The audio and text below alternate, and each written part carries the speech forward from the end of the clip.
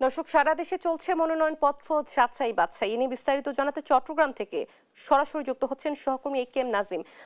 নাজিম, নিশ্চয়ই শুনতে পাচ্ছেন আমাকে? যাচাই বাছাইয়ের সবশেষ কি তথ্য আছে আপনার কাছে, বিস্তারিত জানাবেন। চট্টগ্রামে এখন মনোনয়ন যাচাই বাছাই কার্যক্রম সেটি এখন পর্যন্ত চলছে। আমরা রয়েছি জেলা রিটার্নিং কর্মকর্তার কার্যালয়ে। সেখানে এখন চট্টগ্রাম বাঁশখালী ১৬ চট্টগ্রাম ১৬ আসন রয়েছে, বাঁশখালী আসন, সেখানকার যে মনোনয়নপত্র যাচাই বাছাই সেটি চলছে। এখানে বিএনপি, জামাত সহ অন্যান্য দলের যারা প্রার্থীরা রয়েছেন তারা কিন্তু এখানে উপস্থিত হয়েছেন।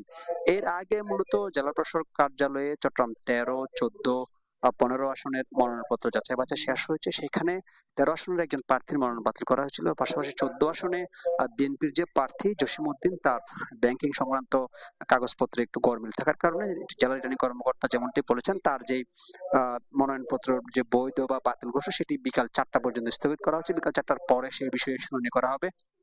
পাশাপাশি বিভাগীয় কমিশনার কার্যালয় চট্টগ্রাম ৮, ৯, ১০ এই ৩ আসনের কার্যক্রম শেষ হয়েছে। সেখানে কিন্তু চট্টগ্রাম ৯ আসনে জামাতের একজন প্রার্থী, তিনি তার নাগরিকত্ব বৈধ থাকার কারণে সেটি আপাতত বাতিল করা হয়েছে। তাকেও কিন্তু সময় বেঁধে দেওয়া হয়েছে।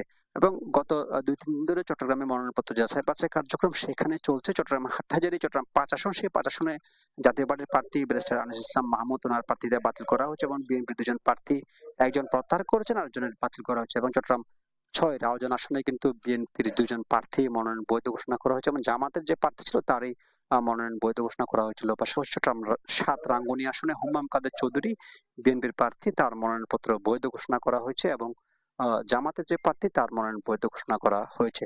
এখন জেলা রিটার্নিং কর্মকর্তা এবং জেলা প্রশাসক কার্যালয়ে যে কার্যক্রম শেষ চলছে, এখানে আইন শৃঙ্খলা বাহিনীর পাশাপাশি সরকারের অন্যান্য যেসব দপ্তর রয়েছে, ব্যাংক থেকে শুরু করে ব্যাংক, আয়কর বিভাগ এবং অন্যান্য যারা দপ্তরের কর্মকর্তা রয়েছেন তারা কিন্তু এখানে উপস্থিত রয়েছেন।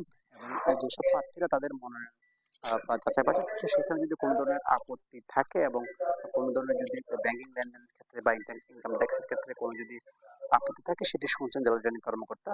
তো এখন পর্যন্ত চট্টগ্রাম জেলা রিটার্নিং কর্মকর্তার কার্যালয় এবং জেলা প্রশাসক কার্যালয়ে যে মনোনয়নপত্র যাচাই বাছাই কার্যক্রম সেটি এখন পর্যন্ত চলছে। চট্টগ্রাম থেকে এই ছিল আমার কাছে সর্বশেষ।